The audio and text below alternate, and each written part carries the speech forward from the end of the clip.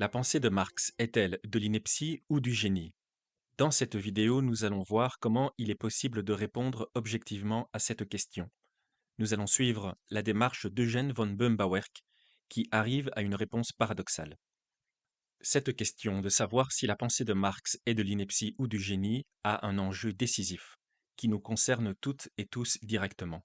En effet, le marxisme a une influence majeure sur la réalité sociale dans laquelle se déroulent toutes nos existences individuelles. Et que l'on soit favorable ou opposé à cette influence du marxisme, celle-ci s'exerce sur chacune et sur chacun d'entre nous depuis de nombreuses décennies. Et cette influence pourrait continuer de s'intensifier dans les mois et dans les années à venir, entre autres parce que la guerre froide n'a jamais cessé et qu'elle tend même plutôt à se réchauffer désormais.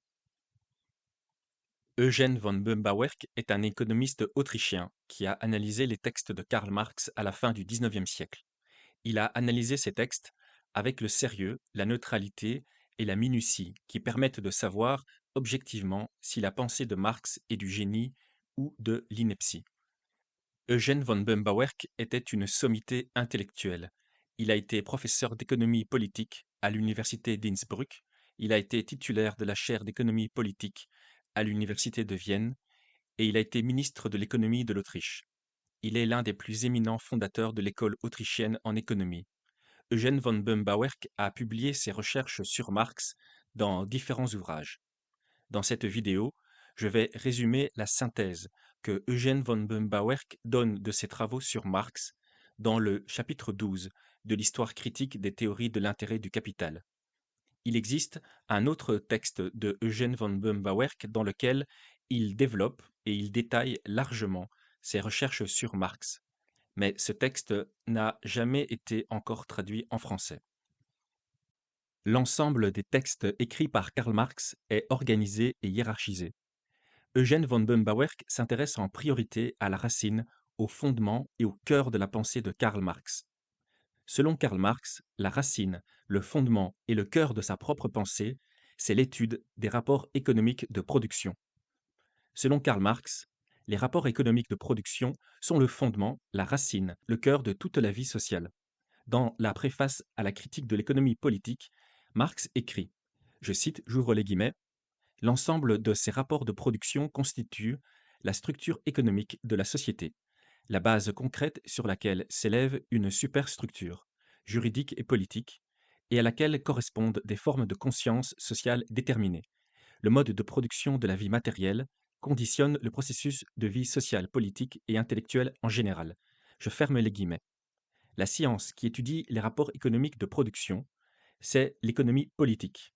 Donc, pour Marx, c'est l'économie politique qui est le point de départ, la base, la clé, le fondement pour comprendre l'ensemble de la société. C'est également ce que Engels explique en août 1890. Je cite, j'ouvre les guillemets, il faut soumettre à une investigation détaillée les conditions d'existence des diverses formations sociales avant d'essayer d'en déduire les conceptions politiques, juridiques, esthétiques, philosophiques et religieuses qui leur correspondent. Je ferme les guillemets. C'est encore ce que Marx et Engels écrivent ensemble dans leur livre L'idéologie allemande. Je cite, j'ouvre les guillemets. Il faut que dans chaque cas isolé, l'observation empirique montre dans les faits, et sans aucune spéculation ni mystification, le lien entre la structure sociale et politique et la production. C'est là où cesse la spéculation. C'est dans la vie réelle que commence donc la science réelle, positive, l'analyse de l'activité pratique, du processus de développement pratique des hommes. Je ferme les guillemets. Karl Marx a écrit un traité d'économie politique qui s'intitule Le Capital. C'est donc le fondement, la racine, la base de toute son œuvre. En mars 1868, Engels a écrit à propos de ce livre, je cite, j'ouvre les guillemets, il n'est pas paru de livre qui fût de pareille importance pour les ouvriers que celui-ci. Les rapports entre le capital et le travail, l'axe autour duquel tourne tout notre système social actuel, y sont pour la première fois développés scientifiquement. Je ferme les guillemets. Donc, tous les autres livres de Marx et de Engels se basent entièrement sur ce livre, Le Capital, qui est non seulement le fondement de l'œuvre de Marx et de Engels, mais aussi le fondement de tout le marxisme et de toutes les formes de communisme inspirées par la pensée de Marx. Par conséquent, si ce que Marx affirme dans le Capital est vrai, alors ce qu'il affirme ailleurs, sur la politique, sur l'histoire, sur la philosophie et sur le reste, est probablement vrai et pertinent. Et cela oriente vers l'idée que la pensée de Marx est du génie, puisqu'elle correspondrait à une sorte de panacée pour comprendre et pour améliorer l'ensemble de la société. Par contre, si la conception de l'économie politique élaborée dans le Capital est fausse, alors tout le reste de l'œuvre de Marx et de Engels s'effondre, et leurs raisonnements politiques, historiques et philosophiques sont invalides. Eugène von Böhm-Bawerk examine donc la conception de l'économie politique présentée par Marx dans son livre Le Capital. Le noyau de cette conception de l'économie politique, c'est la théorie de la valeur et de la plus-value. Dès les toutes premières pages du Capital, Marx introduit le lecteur immédiatement dans cette théorie, selon laquelle chaque marchandise a deux valeurs distinctes. En effet, selon Marx, chaque marchandise peut être soit consommée et utilisée pour elle-même, soit échangée contre autre chose qu'elle-même. Lorsqu'elle est utilisée, consommée, la marchandise est définie par sa valeur d'usage. Par exemple, dans le cas de troc illustré par cette image, la valeur d'usage de la langouste est d'être consommée comme un aliment goûteux.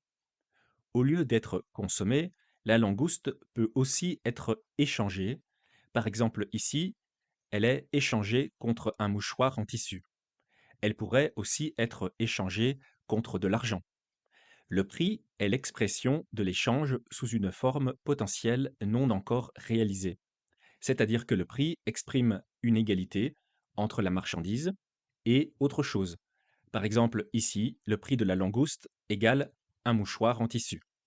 Selon Marx, la valeur d'usage d'une marchandise détermine seulement son utilisation pour elle-même, et non pas son échange avec autre chose. Prenons un autre exemple pour mieux comprendre cette théorie de Marx.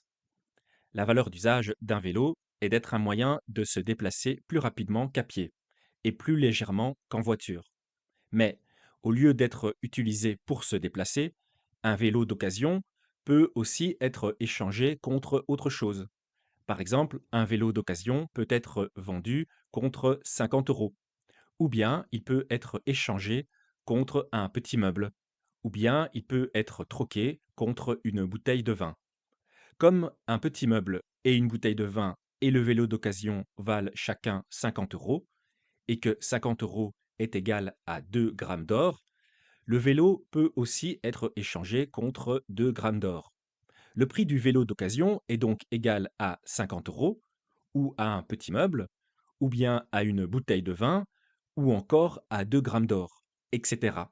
Le prix est donc un fait économique banal et fondamental qui détermine l'échange et qui structure toute l'économie politique. Le lecteur du Capital pourrait donc s'attendre à ce que Marx cherche en priorité à faire comprendre comment le prix se forme. Pourtant, Marx ne parle pas du tout du prix pour expliquer l'échange. Au lieu de parler du prix, Marx explique que deux choses peuvent s'échanger entre elles seulement s'il y a un troisième terme égal et commun entre elles. Donc, c'est très important de comprendre que Marx n'explique pas l'échange par le prix, qui est une égalité directe entre deux choses. Marx cherche un troisième terme, intermédiaire et caché dans les deux choses. Voici ce que Marx affirme dans le Capital. Je cite, j'ouvre les guillemets. Les deux objets sont donc égaux à un troisième, qui, par lui-même, n'est ni l'un ni l'autre. Chacun des deux doit, en tant que valeur d'échange, être réductible au troisième, indépendamment de l'autre. Je ferme les guillemets. Ce troisième terme, intermédiaire, c'est ce que Marx appelle la valeur d'échange. Alors que le prix pose une égalité directe entre deux choses, la valeur d'échange pose une égalité entre trois choses, c'est-à-dire entre elles-mêmes et les deux choses échangées. Dans les faits, au quotidien, lors d'un échange, il n'y a que deux choses, puisqu'il y a ce qui vient du vendeur et il y a ce qui vient de l'acheteur. Il n'y a rien d'autre. Mais Marx introduit pourtant un troisième terme qu'il appelle la valeur d'échange et qu'il définit comme la quantité de travail nécessaire à la production de la marchandise. Voici ce que Marx affirme dans Le Capital. Je cite, j'ouvre les guillemets, la valeur de toute marchandise est déterminée par le temps de travail nécessaire pour qu'elle puisse être livrée en qualité normale. La valeur d'une marchandise est déterminée par le quantum de travail matérialisé en elle, par le temps socialement nécessaire à sa production. Je ferme les guillemets. Selon Marx, deux marchandises s'échangent donc entre elles lorsqu'elles contiennent en elles chacune un temps égal de travail nécessaire pour la production. L'estimation de la durée de travail nécessaire à la production des marchandises serait donc à la base de tous les échanges économiques selon Marx. Et ce serait là le fondement de toute l'économie politique, selon lui. Il s'agit donc, d'après Marx, de la loi naturelle régulatrice de toute l'économie politique, comparable à ce qu'est la loi de la gravitation universelle pour la physique. Eugène von Böhm-Bawerk démontre que les faits contredisent et invalident complètement toute cette théorie de Marx. Les faits qui contredisent et qui invalident la théorie de Marx peuvent se résumer dans les 6 exemples suivants. Premier exemple. Bien que la durée de travail pour produire 1 litre de vin puisse être identique dans 2 régions différentes, le litre de vin sera plus cher dans la région dont le cépage et le terroir sont les plus réputés. Dans ce cas, c'est surtout la réputation du produit qui influence le prix de la marchandise et non pas la durée de travail. Deuxième exemple. Une marchandise cotée à la bourse a son prix qui varie de jour en jour, d'heure en heure et même de minute en minute. Pourtant, la durée de travail nécessaire à la production de cette marchandise peut ne pas varier. Et dans ce cas, c'est surtout le rapport entre l'offre et la demande qui influence la fixation du prix. Il en va de même dans une vente aux enchères, où le prix d'une marchandise peut augmenter, doubler ou tripler en quelques minutes, alors que la durée de travail nécessaire à la production de la marchandise n'a pas changé. Et dans ce cas, c'est la manifestation des goûts personnels qui joue un rôle décisif pour fixer le prix. Troisième exemple. Si je plante une graine de tomate dans une région dont le climat permet un arrosage naturel sans intervention humaine, tant que cette plante n'aura pas fructifié, son prix sera inférieur à celui qu'elle aura lorsqu'elle aura fructifié. Pourtant, dans les deux cas, c'est la même durée de travail qui aura été nécessaire pour la plantation. De même avec du bétail. Lorsqu'une vache tombe malade, son prix s'effondre. Pourtant, la durée de travail nécessaire à son élevage n'a pas diminué. Cette durée de travail tend même plutôt à augmenter, puisqu'il faut ajouter en plus les soins vétérinaires. Donc, ce n'est pas le temps de production qui importe pour fixer le prix de la marchandise, mais c'est la qualité de la marchandise et le temps épargné à l'acheteur. Quatrième exemple.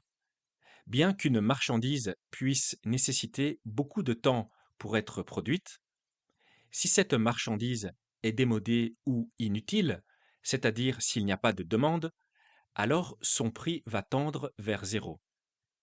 Le prix ne dépend donc pas dans ce cas de la durée de travail nécessaire à la production, mais le prix dépend de la correspondance, plus ou moins forte, entre l'utilité de la marchandise et l'actualité de la technologie et de la mode.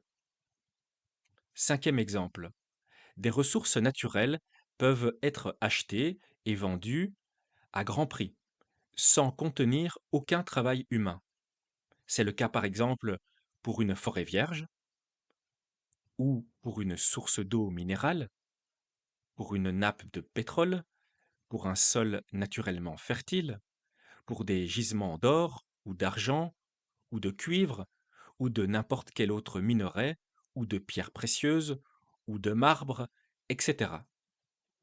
Dans ces situations, les prix sont déterminés selon les propriétés physiques intrinsèques des ressources naturelles, ainsi que par leur rareté et leur localisation géographique qui conditionnent la difficulté du transport.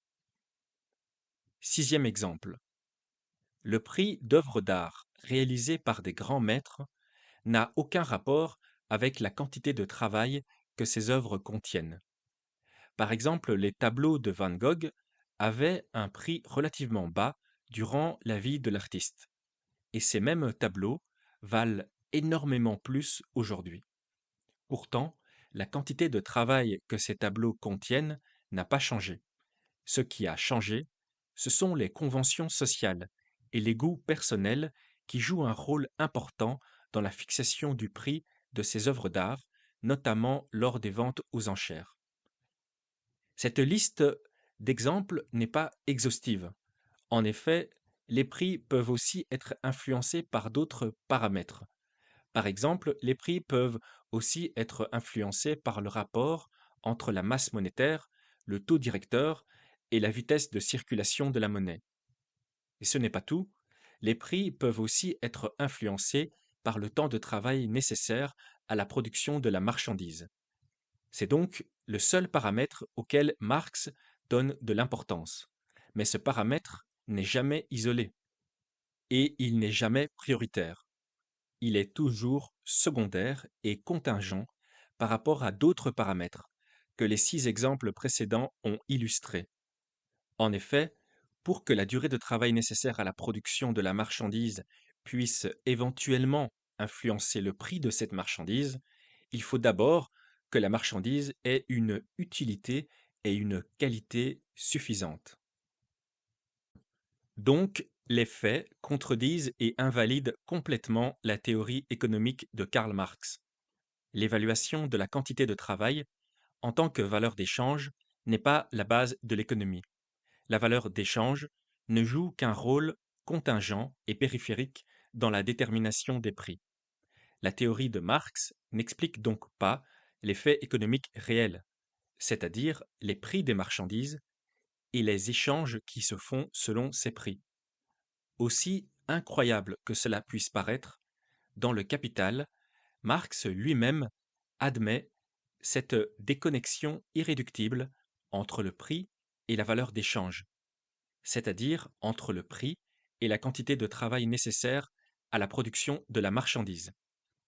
En effet, Marx compare le prix avec le prénom d'un individu, par exemple Jacques, qui est le prénom identique que plusieurs individus peuvent porter. Marx compare la valeur d'échange avec la personnalité concrète et unique d'un seul individu. Par exemple, la personnalité unique de mon voisin Jacques.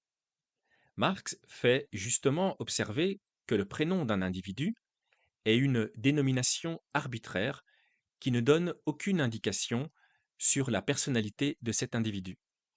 Je cite le propos de Marx dans le Capital. J'ouvre les guillemets. Le nom d'une chose est complètement étranger à sa nature. Je ne sais rien d'un homme quand je sais qu'il s'appelle Jacques. Le prix est le nom monétaire du travail réalisé dans la marchandise. Il est donc possible qu'il y ait un écart, une différence quantitative entre le prix d'une marchandise et sa grandeur de valeur.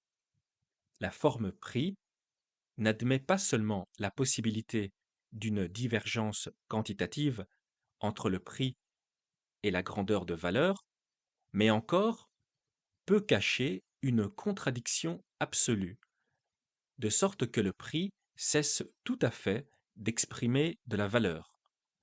Une chose peut donc avoir un prix formellement sans avoir une valeur, comme par exemple le prix du sol non cultivé qui n'a aucune valeur, parce qu'aucun travail humain n'est réalisé en lui.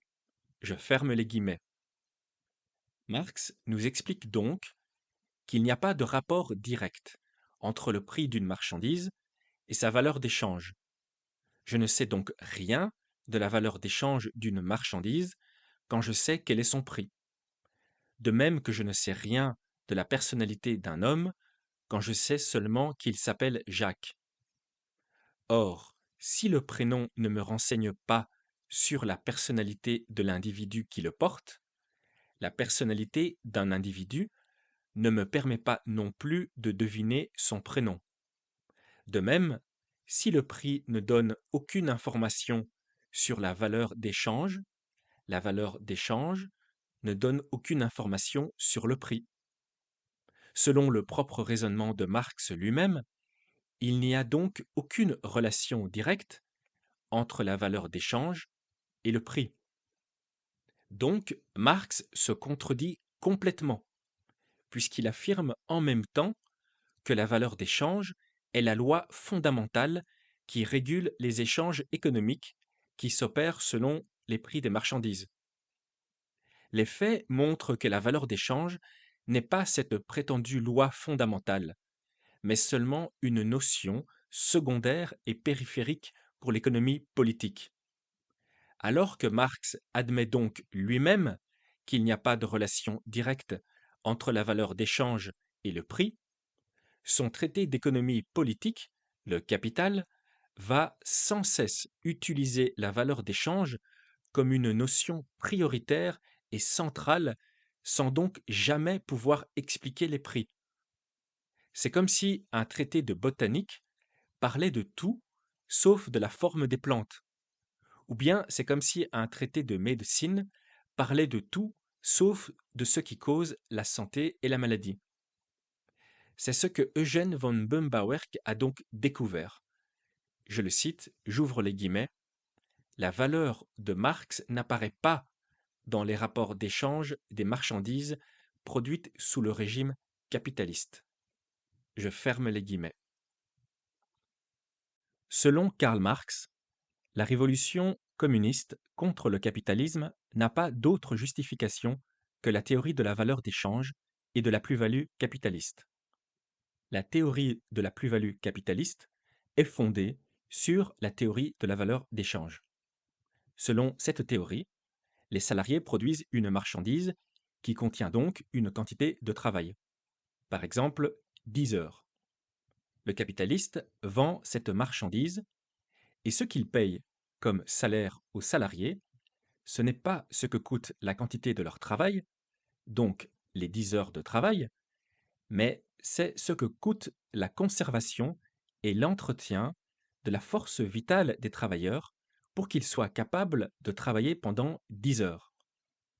Par exemple, pour travailler 10 heures, si un homme doit manger une quantité de nourriture qu'il faudrait seulement 2 heures à trouver et à préparer, le salaire paye 2 heures, un travail qui dure 10 heures. Voici ce que Marx affirme dans le Capital. Je cite, j'ouvre les guillemets, le temps de travail nécessaire à la production de la force de travail se résout donc dans le temps de travail nécessaire à la production de ses moyens de subsistance. Je ferme les guillemets. Puisqu'il ne faudrait que 2 heures pour trouver et préparer la nourriture nécessaire pour travailler pendant 10 heures, le capitaliste paye un salaire de 2 heures et le travailleur travaille gratuitement pendant 8 heures.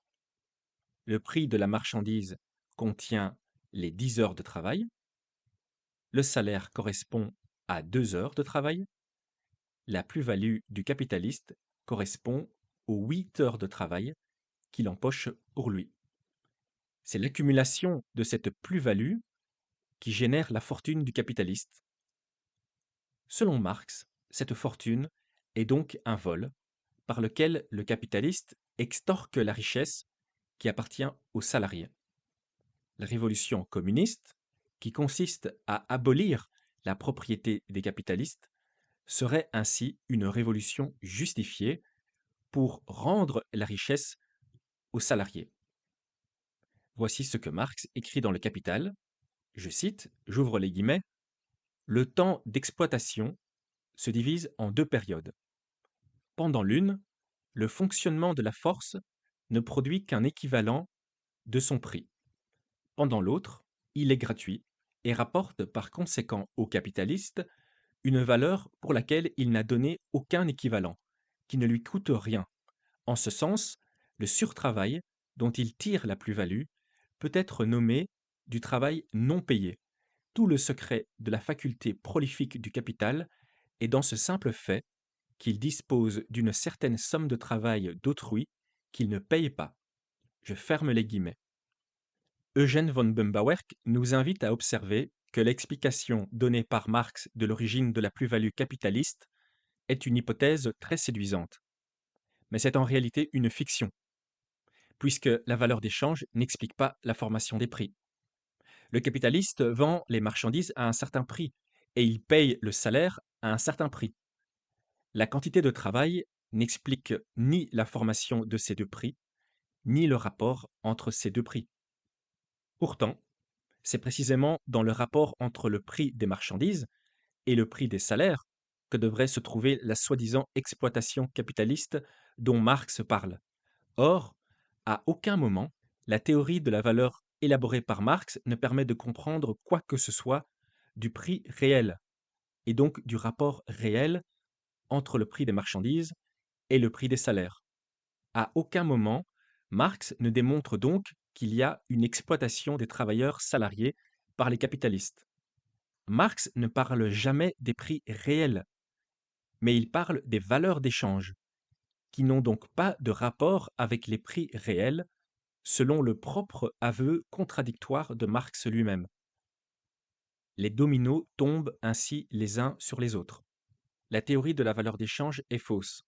Donc l'exploitation intrinsèque au capitalisme est une fiction.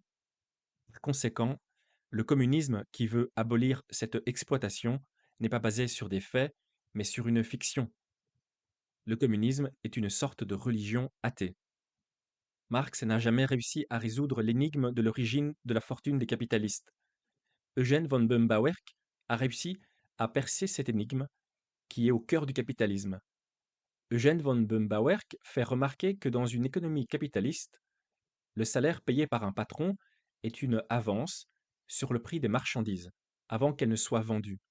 Ce décalage, entre le moment où le patron débourse le salaire et le moment où il vend les marchandises, justifie un décalage entre le montant du salaire et le montant récupéré par le patron. Tant que les marchandises ne sont pas encore vendues, le salaire est donc un crédit. Le patron est créancier, les salariés sont débiteurs. L'avantage des travailleurs est de recevoir l'argent des marchandises avant qu'elles ne soient vendues. Et cet avantage compense le prix inférieur du salaire par rapport au prix des marchandises. C'est le même principe que celui qui justifie un taux d'intérêt positif pour un prêt immobilier auprès d'une banque. La somme totale qui est remboursée au final est supérieure à la somme initialement prêtée. Et cette différence correspond à la différence temporelle entre le moment où le débiteur reçoit l'argent et le moment ultérieur où il est en mesure de le rembourser.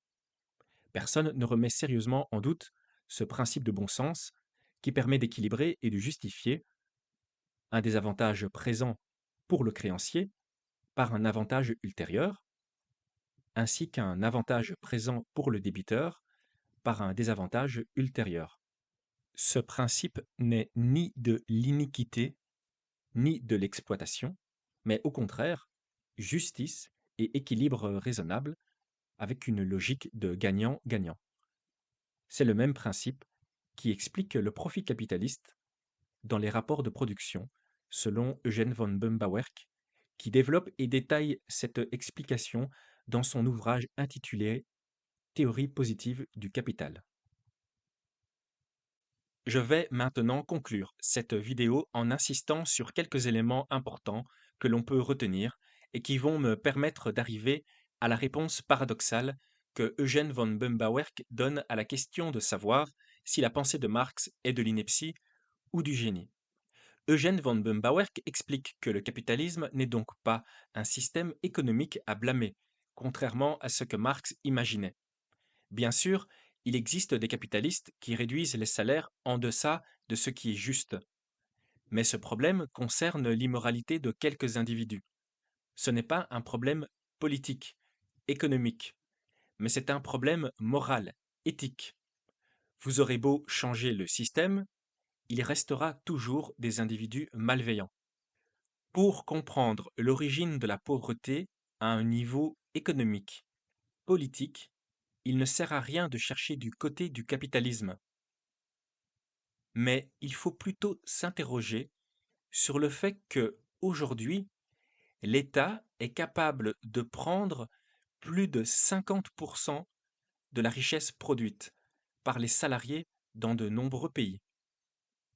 La fausseté de la théorie de la valeur d'échange invalide toute la vision économique de Karl Marx, avec tout le reste de ses travaux, puisque ceux-ci reposent entièrement sur cette théorie. Eugène von Böhm-Bawerk indique pourtant que Marx était quelqu'un de très intelligent, mais sa pensée est de l'ineptie parce qu'il a mal utilisé son intelligence. On pourrait par exemple le comparer à quelqu'un qui conduirait une Porsche, mais au lieu de rouler droit vers l'avant, il conduirait sa Porsche en marche arrière en tournant tout le temps en rond. La pensée de Marx n'est donc pas du génie, mais de l'ineptie. C'est un paradoxe pour deux raisons. Premièrement, parce que Marx était donc très intelligent, mais il a très mal utilisé son intelligence. Deuxièmement, la doxa dominante aujourd'hui est de plus en plus marxiste, et ce qui dévalorise le marxisme est donc paradoxal. Eugène von Böhm-Bawerk explique qu'au lieu de raisonner par induction à partir de l'observation des faits économiques, Marx a raisonné par déduction, à partir d'un préjugé abstrait auquel il y croyait sans l'avoir vérifié. Et ce préjugé abstrait, c'est que la durée de travail doit être la base de la valeur des marchandises. Marx a donc raisonné comme le philosophe qu'il est toujours resté, au lieu de raisonner comme un scientifique qu'il n'a jamais été. Attaché à un préjugé abstrait, l'intelligence de Karl Marx ne lui a ainsi servi qu'à s'égarer profondément dans l'ineptie, ainsi qu'à égarer à sa suite tous les individus qui lui ont aveuglément fait confiance, jusqu'à aujourd'hui. Je cite Eugène von Böhm-Bawerk. J'ouvre les guillemets. Je ne doute point que Marx ne fût vraiment et honnêtement convaincu de la vérité de sa thèse. Il croyait à sa thèse comme un fanatique croit à un dogme. Je ferme les guillemets. Et j'ajoute à ce propos ce que Jacques Droz écrit dans son livre sur l'histoire des doctrines politiques en Allemagne. Je cite, j'ouvre les guillemets, le socialisme n'est pas issu en Allemagne d'une analyse de la condition de la vie économique, moins encore d'une connaissance concrète de la condition ouvrière. Il est resté longtemps l'objet d'une réflexion théorique. Je ferme les guillemets. Les travaux de Karl Marx sont restés toujours philosophiques. Ils ne sont pas scientifiques. La science économique se base sur les faits, tandis que la théorie de la valeur d'échange est une abstraction philosophique. Les prix varient, évoluent, changent sans cesse, tandis que la valeur d'échange reste très stable. Elle ne se modifie que très peu. La valeur d'échange est une abstraction philosophique qui transcende l'apparence des prix. Le marxisme est du platonisme économique. Dans la réalité, dans les faits, le prix d'une marchandise varie par les décalages entre l'offre et la demande, ainsi que par l'évolution des goûts individuels et des modes collectives. Cela montre que ce sont les subjectivités humaines qui déterminent les variations du prix. C'est déjà ce que Protagoras avait observé dans l'Antiquité quand il affirmait que les subjectivités humaines sont la mesure des valeurs économiques. Cette affirmation de Protagoras a presque toujours été mal traduite et mal comprise. Protagoras n'a jamais cru que l'homme est la mesure de toute chose. Il a seulement constaté et dit que l'homme est la mesure des valeurs économiques. Eugène von Böhm-Bawerk et l'école autrichienne en économie confirment et prolongent cette observation de Protagoras, comme le rappelle notamment le professeur d'économie Martin Krauss, que je cite, j'ouvre les guillemets. L'expression la plus significative de l'importance de l'école autrichienne dans l'histoire des idées est peut-être la déclaration selon laquelle l'homme est au centre des événements économiques. Elle considère que les hommes sont très différents. Chacun a des besoins et des capacités différents, dont dépendent les quantités et les prix des marchandises vendues sur le marché. Ce fait est précisément celui qui met en évidence la théorie subjective de la valeur. Chaque agent économique imprime son individualité sur les événements économiques à travers son action. Le concept central de l'école autrichienne est l'évaluation, qui est un acte de l'esprit.